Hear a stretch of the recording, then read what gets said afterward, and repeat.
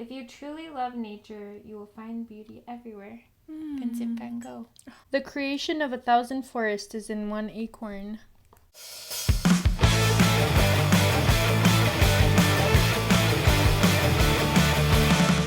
Welcome back to our channel. Welcome back.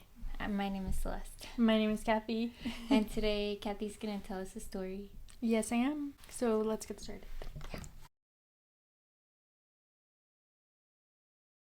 So today I'm going to be telling you the story of Rose Mackenberg and Harry Houdini. Oh, okay. Mm-hmm. Yeah, and okay, so let me start off by saying Harry Houdini was like a fascinating man. Like he really, really was. But today I'm going to be focusing on Rose. And so I'm just going to give you guys like a brief synopsis of who Harry was. But if you want like an in-depth video about it, like I'll probably end up making it. He was cool. Okay, cool. But yeah, basically he was the greatest escape artist of all time. Like he was an illusionist, like a magic guy, you know? Yeah, Guy. Yeah. What's less known about him is that he also heavily studied spiritualism and like psychic phenomena. Oh, okay. Yeah. He actually had a really impressive, extensive library about the topic. He claimed that it spanned over centuries with like really, really old books. Like he was really into it. Wow, that's so cool. Yeah. And when his mother died, and he really, really loved his mother. And so when his mother died, he was really keen on seeking out spiritualists to see if he could make contact with her. So he attended his first seance in 1891, and he quickly realized that it was all a bunch of baloney. He was like, these are all like illusionists like myself, obviously way worse, but like, you know, he realized it was a whole scam. And he hated that. He hated that people were taking advantage of people in that way, you know?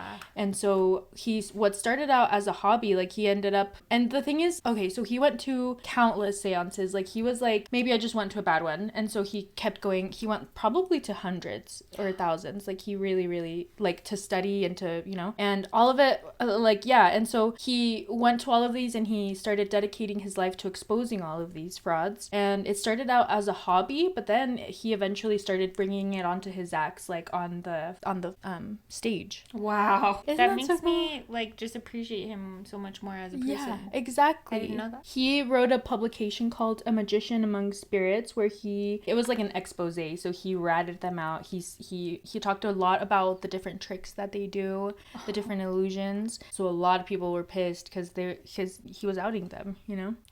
And he was working with or against very skeezy, gross, manipulative people. So he had to be very specific about how he went about it, trying to figure out who's who, you know.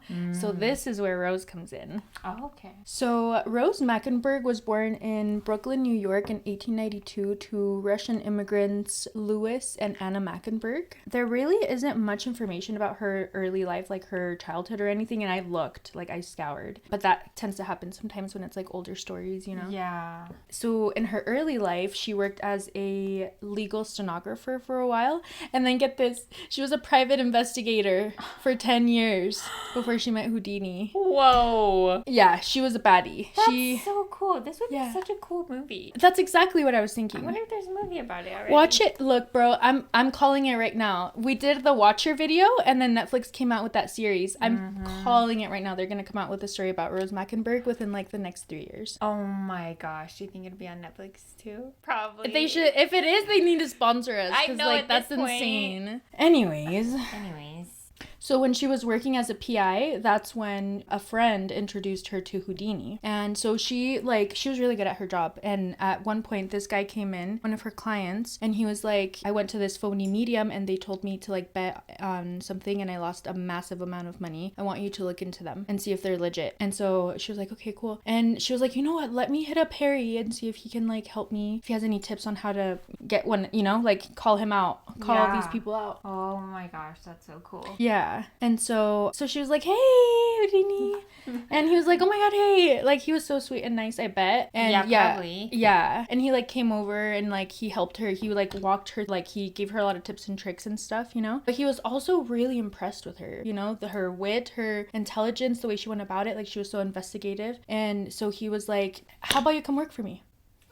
And because he, like, that was his thing, right? Like, exposing spiritualists. This request would literally alter Rose's life, but she didn't know this at the moment. And she was also kind of, like, a little bit skeptical. Like, she didn't know if she wanted to accept the offer because she didn't grow up a spiritualist, but she, like, in her teens, she, like, developed some spiritualist, like, beliefs, you know? Yeah. And so she was like, I don't want to go around on people that do believe in this, especially people that have lost loved ones, like if that's what brings them comfort, you know.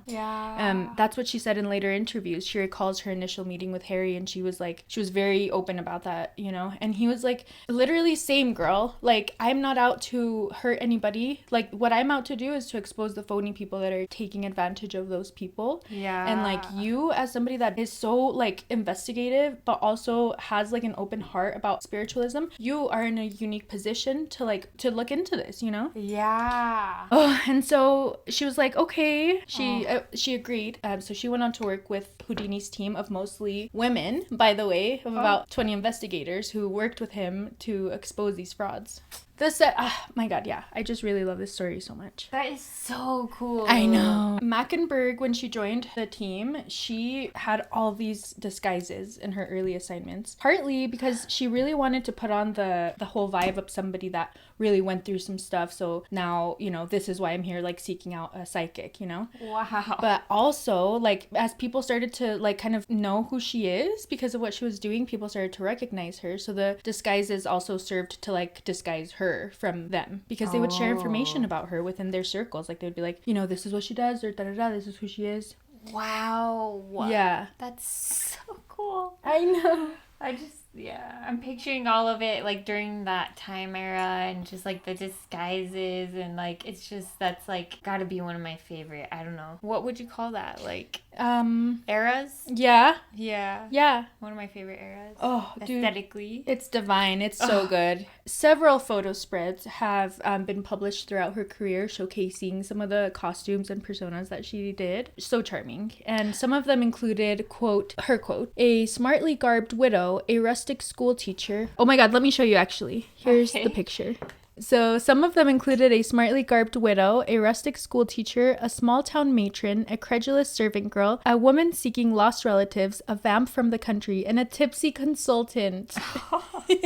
That is so cool. I love that. And like, despite her having a unique face, she really doesn't like look that different from photo to photo. Like, you can obviously tell that it's her. Yeah. But she was so good at what she did that like she really changed it up. Like, it wasn't just, you know, makeup and costume. It was like she really embodied whoever she was. Yeah. She was so cool. That is so cool. Yeah. I love that. So she told a reporter in the late 1930s that she would go and visit like the local department store of the town where she was visiting, and she would sit there and she would just study the behavior of the women, you know, how they interacted with each other, what kind of things they bought, how they talked, like, you know, just really studied their behavior for like an entire week before she would even seek out a psychic to really mimic the people around there. Wow, clever. I know. What a clever woman. I know. She sounds fascinating. This is one of her quotes. After 10 years' experience as a private detective working with commercial agencies, lawyers, and district attorneys, it is my considered opinion, although I have worked on gambling, robbery, blackmail, and murder cases, that the most vicious criminals in America are the charlatans who betray and plunder their heartsick victims in the name of the dear departed dead. My work has often led me into the squalid dens where the cheapest and most despicable of these criminals practice. Third-rate magicians whose skill in deception is so little that their prey, by necessity, must be the uninformed and unprotected poor. Wow. She sounds like a badass. Yeah, she sounds like a badass. So, heads up, I'm going to talk about sexual assault. And, okay, so I read a lot of articles about this, and I wanted to point out something real quick. The use of language is very important and, like, very intentional. When this was discussed, it was always like, so Rose exposed numerous men for inappropriate behavior, like for mediums, you know. They pretended to be mediums, and they would like try to touch her inappropriately or try to get her to take her clothes off under the guise of like teaching her how to be a better psychic, you know. And there were so many experiences of this, like to the point where Harry was like, you should carry a gun, and she was like, I don't know why she did it. I honestly don't know why she did it, but she always exposed them. Every single time she got them, so that makes me feel so happy. Wow. Wow. But like the way that a lot of articles and podcasts talk about it, they're like, Rose exposed inappropriate behavior. And it's like, no, Rose exposed men being like, gross, you know, like men are doing this inappropriate behavior. Like I feel like it's very important to like say, you know, not say create specifically. Yeah, it's like we must hold men accountable, you know. Exactly. Yeah, I thought that was gross. But yeah, she always That's awesome. like outed them. That's so cool that she outed them. And I'm glad that you made a point to say that, because I feel like it's so true. A lot of times when we look at, even today, media coverage of stories of sexual assault, the way that it's worded is really, really important, because it can lead the readers astray, you know? 9 times out of 10, it's the men, you know? I mean, 10 times out of 10. Yeah, honestly. Right? I mean, there are obviously predators that are women, but like, we all know a man. Yeah. You know what I mean. So one of Rose's early investigations was that of Reverend Charles H. Gonzalez. And he was a medium in Indianapolis in like the 1920s. And Rose visited Gonzalez 6 weeks before Harry was going to do his performance. And so she goes out there and she's posing as a grieving mother who lost her baby. And she's expressing desire to like make sure her baby's good, you know. And so he was like, yeah, sure, I can help you. He said that he had contacts with 2 spirit guides. One, his spirit wife named Ella, and the other one, an 800-year-old Hindu god. It was so weird. He said that he could teach Rose how to contact the afterlife using a bowl of water as a scrying glass, and like for $25. Like he'll teach her for $25. And so during their interactions, Gonzalez made sexually suggestive remarks.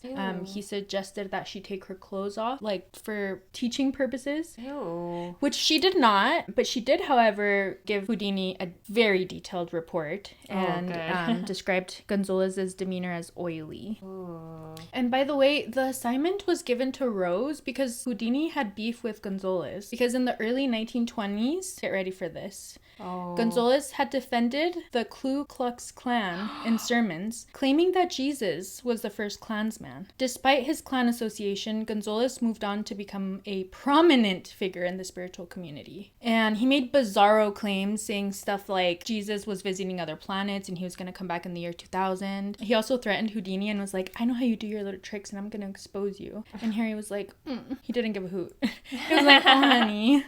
Okay. I love that. Yeah. So when Houdini performed 6 weeks after Rose's visit, which he knew, by the way, that Gonzalez was going to be there, because Gonzalez had written him a bunch of angry letters and was like, I'm going to go to your show. And so Harry was like, perfect, babe. And so he goes. Perfect, babe. He exposed him. He was like, Gonzalez is a fraud. He brings Rose over to the stage. Rose is like, he's a pervert. This is what he did. He was telling me about a baby and a husband in my afterlife. I don't have a baby or like a husband, you know, like, oh, it was so good. And they just like shamed him and just exposed him. Shame.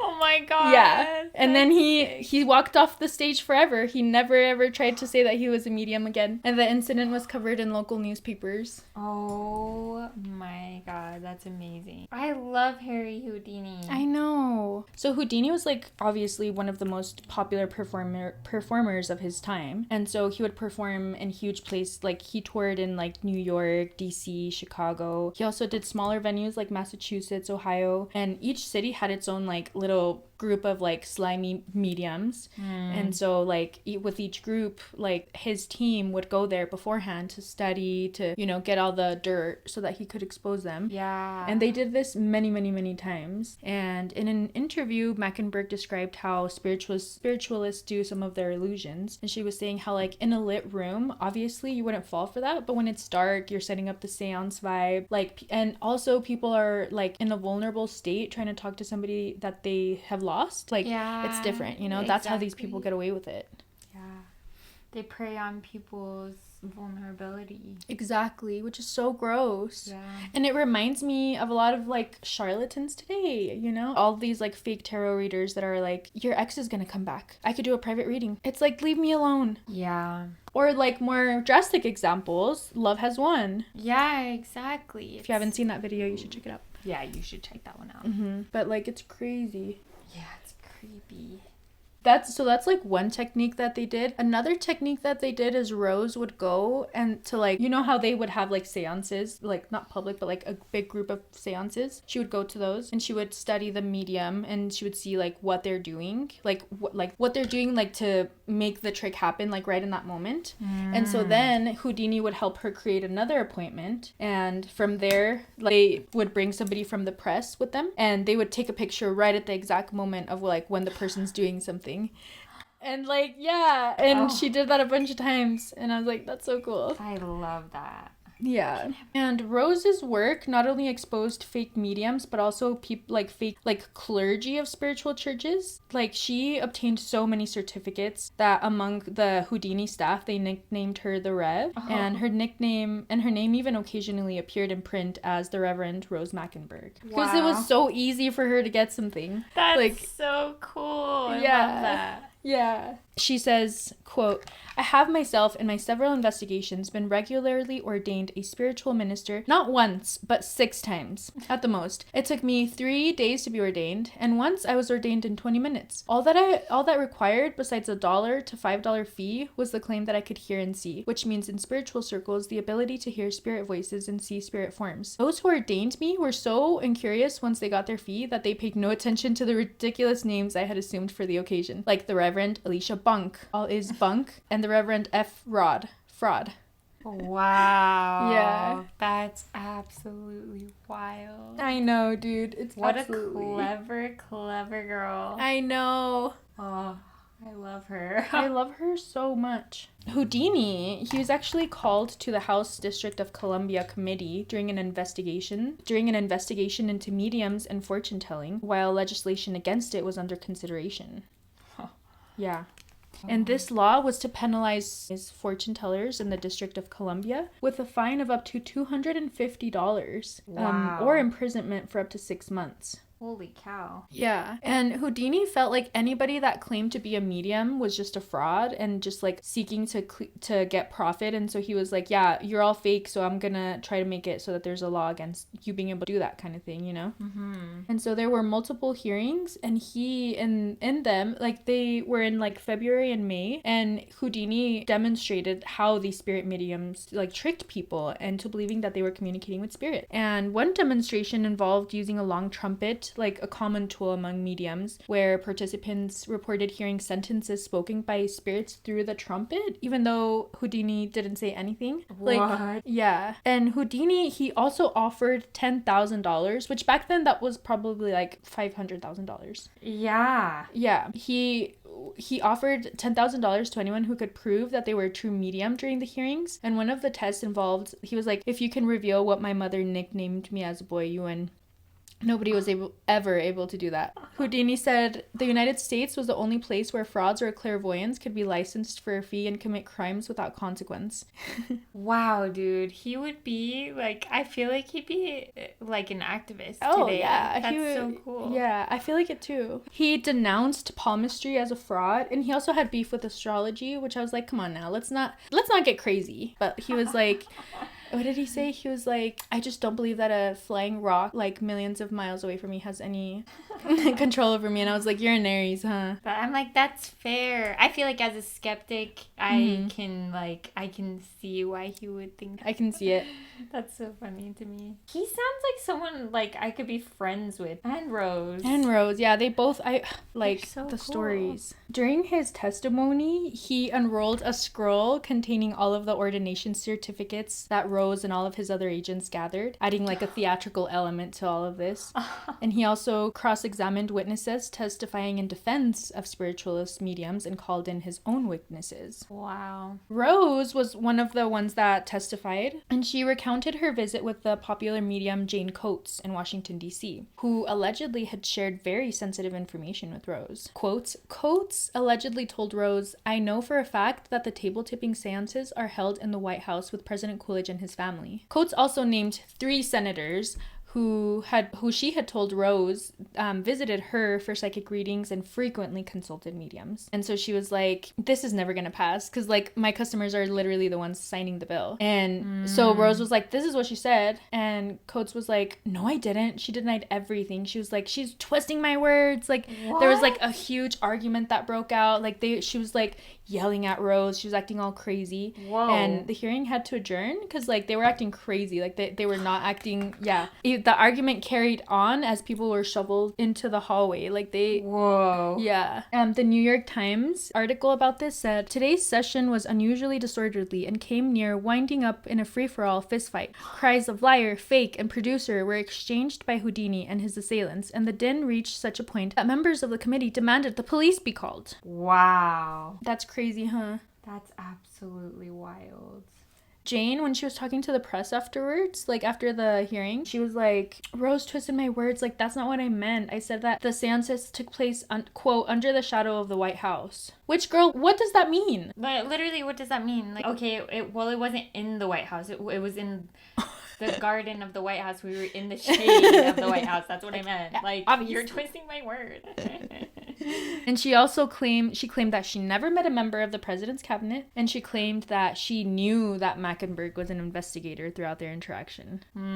Okay. You know what's funny though? Jane Coates, she had like another reason to be so upset about what Rose was saying, because according to the New York Times, Mrs. Coates had a financial interest in a bill that had been passed by Congress and was awaiting President Coolidge's signature. The bill involved a compensation of $25,000 for the loss of 85 cows on her family's farm in Maryland, which had been killed by the government several years prior. And she didn't want the president to veto the bill instead of signing it, so she was like, and she was like, oh, I'm gonna use the money to like help improve the spiritualist community. And so she didn't want to have anything that's like making her look bad so that he didn't sign it, you know? Wow. Yeah. What a shady ass. I know. The President Coolidge like team, they wanted nothing to do with this. They were embarrassed. They were like trying to create as much distance between them and, you know, the thing. Really? Yeah, because they were like, we can be associated with witches and mediums. Yeah, fair. You know?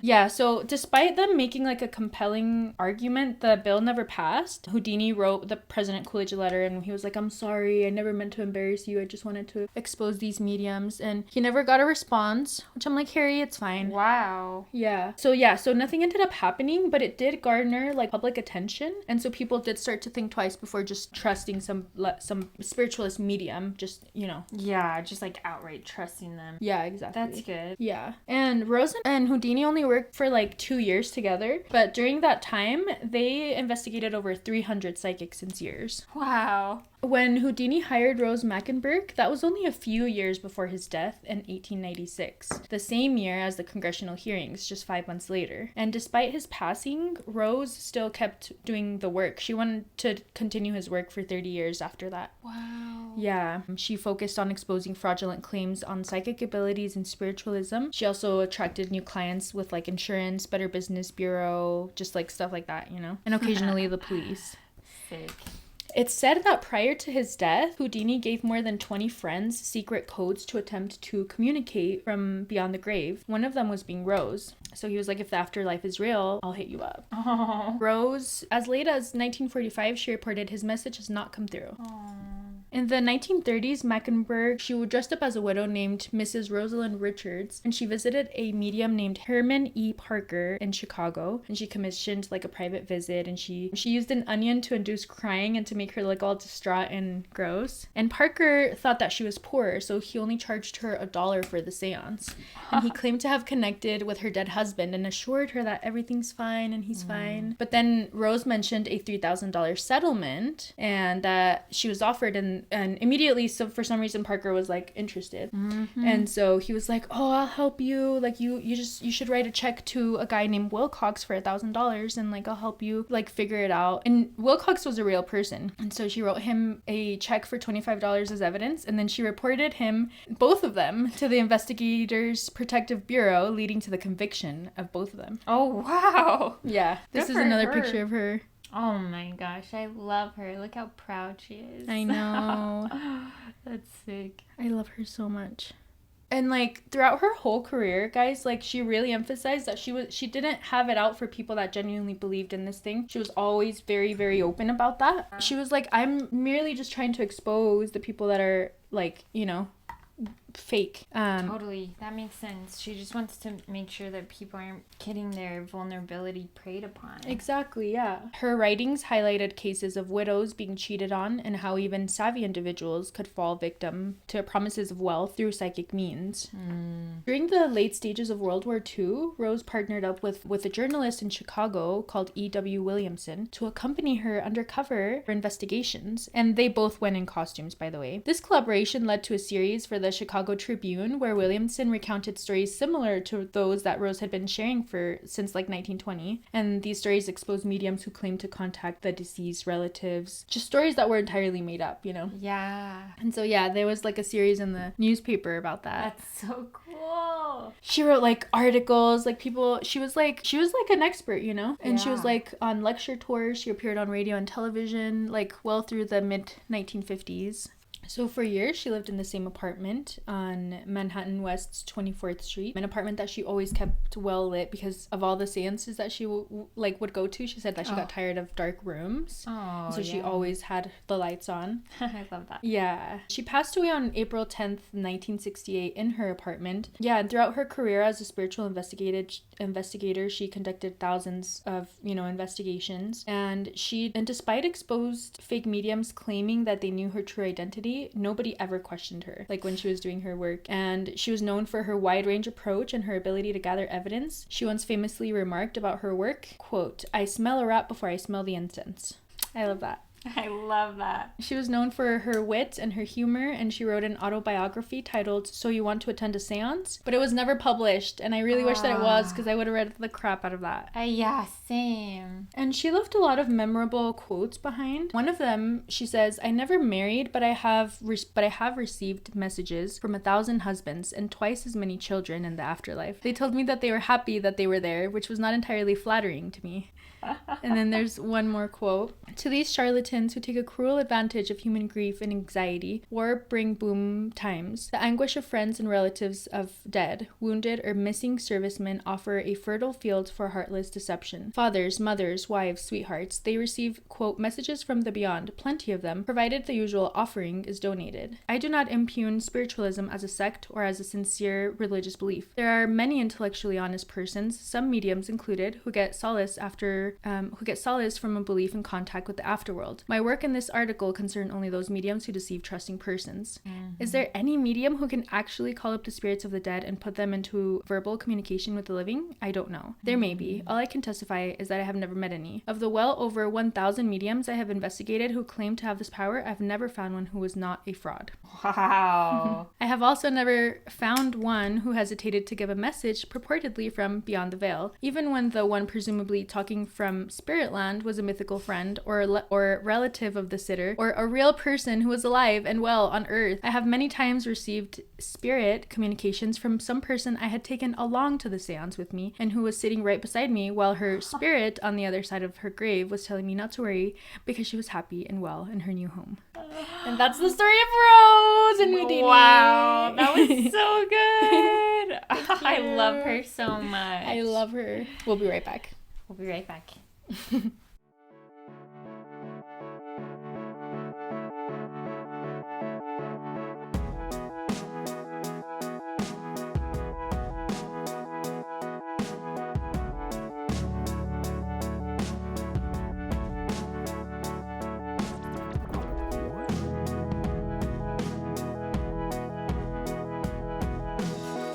Imaging looks pretty in my bed. Two dark braids and long pale legs.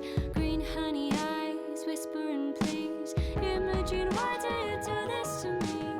She won't stop smoking cigarettes. Oh, we're back. Hi. Thank you for watching. Our makeup's done. That was such a good story. Good job. I Thank really you. loved it. I really I hope they do make a movie about it because I want to Yeah, me see. too. But hopefully they sponsor us. Yeah, literally. You better sponsor us, Netflix. Yeah. I love Rose. I love learning about her. Like, she's such a cool person. Yeah, You know? the disguises. That's so cool. Like, I love thinking about that era with the disguises. Yeah, like, me too. So good. If you loved this, please tell us in the comments, and love, share, subscribe, and drink your water. And I'm grateful you're here. Me too. Bye. Bye.